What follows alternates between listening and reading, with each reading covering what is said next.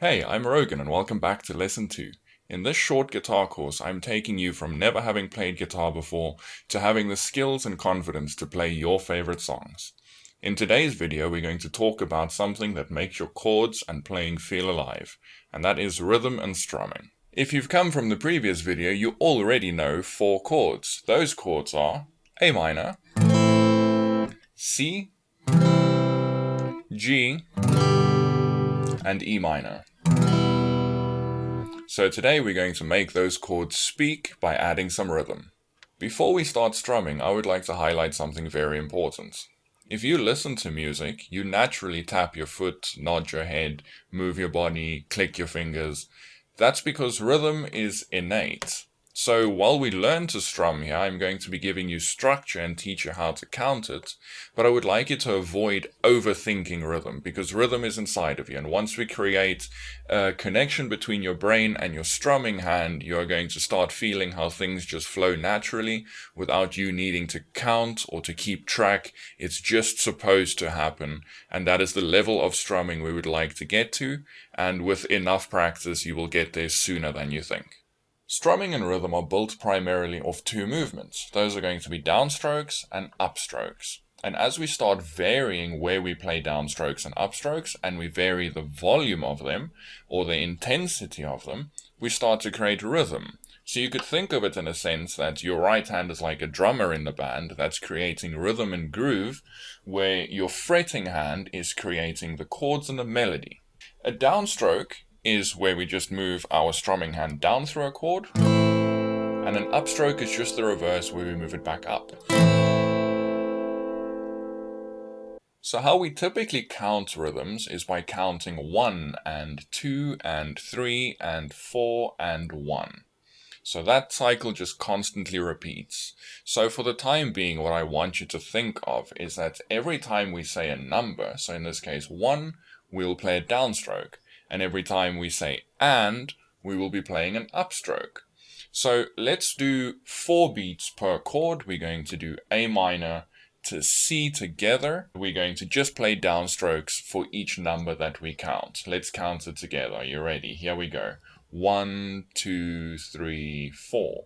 1 and 2 and 3 and 4 and 1 and 2 and 3 and 4 and 1 and 2 and 3 and 4 and 1 and 2 and 3 and 4 and 1. Great, so those are downstrokes on the counts, on the beats. Now what we're going to do is we're going to be adding the upstrokes on every and between the numbers. So we're going to do the same chords, A minor to C, and for every number that we say, we are going to be playing a downstroke. Every time we say and, we will be playing the upstroke. You're going to notice now that this gets a lot faster for the strumming hand to do. Are you ready? Let's start on A minor. Here we go. 1, 2, 3, 4. 1 and 2 and 3 and 4 and 1 and 2 and 3 and 4 and 1 and 2 and 3 and 4 and 1. So as we spoke about in the previous video, with my elbow being my pivot point on the top of the guitar, you can see that as I'm strumming through, my whole arm is creating this movement. Later on, we will talk about finer movements where we use the wrist for certain rhythms, but for now, as we're counting 1 and 2 and 3 and 4 for strums, I would like just the whole arm to be moving with very, very minimal wrist movement. What that's going to do is it's going to keep our chord volumes consistent. Now, as when we learned chords in the previous video as well, you'll notice that I am skipping certain strings. So for A minor, I'm skipping the thick E string, and then for C, I'm also skipping the thick E string. This is something that's important to practice as we go through strumming. We get to chords later on that we will learn that skip multiple strings, and when we do play those strings, those chords sound a little bit off. So it's important as you're learning to strum to still focus and pay attention on which strings we need to play and which strings we need to skip. Now watch this.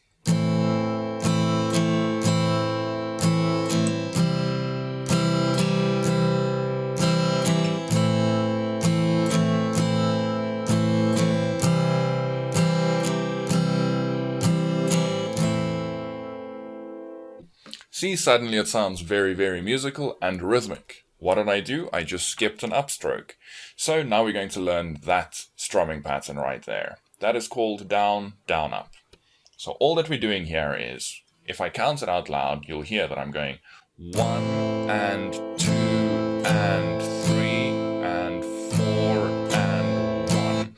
So on the first and after 1, I'm just not playing an upstroke. It goes like this. 1 and 2 and 3 and 4 and 1 and 2 and 3 and 4 and 1. So let's try that with muted strings first. What you're going to do is you're just going to take your fretting hand and just gently lay it on the strings to create dead notes like that. And we're going to try that one together. Are you ready? Here we go. 1, 2, 3, 4.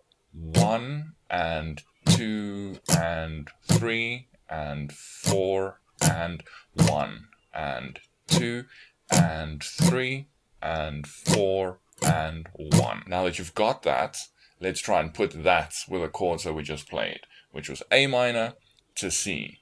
We're going to do 4 beats for each chord, switching from A minor to C. Are you ready? Here we go. 1, 2, 3, 4. 1 and 2 and 3 and 4 and 1 and 2 and 3 and 4 and 1 and 2 and 3 and 4 and 1 and 2 and 3 and 4 and 1. Musicians love to say that real music happens in the silence between the notes, and they're absolutely correct. Those skips, those jumps, those pauses, those are what add rhythm and movement to just simple patterns. So what we're going to do now is we're going to take the strumming pattern we just learned and apply it to the song we learned in the previous video, and that is Jolene by Dolly Parton. So just for a quick refresher, the chords that we are playing are A minor, C, G, A minor, G, E minor, A minor. So the chord switches in this can be a little bit quick, because what we're going to do is we're going to do the strumming pattern that we just learned, which is down, down, up. And you're only going to do that once, and then you're switching to a new chord where you're going to do down, down, up again. So what that will look like is like this.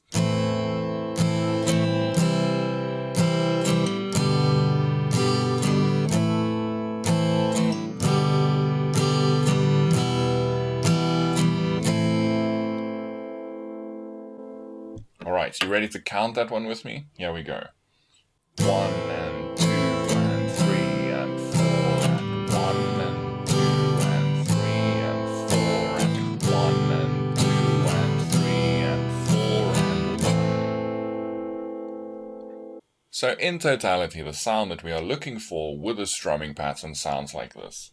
Your beauty is beyond compare with flaming locks of auburn hair and ivory skin and eyes of emerald green. So now what we've done is we've created a lot more rhythm, a lot more movement in a song that we already know. These are very basic chords. It's a very basic chord progression that you're going to see quite a lot. All that changes is just what our right hand is doing. So strumming patterns, strumming hand, strumming rhythm, very, very important concepts that'll get through this position of the guitar. All the chords that we're going to learn here is going to turn into 95% of the songs that you want to learn to play.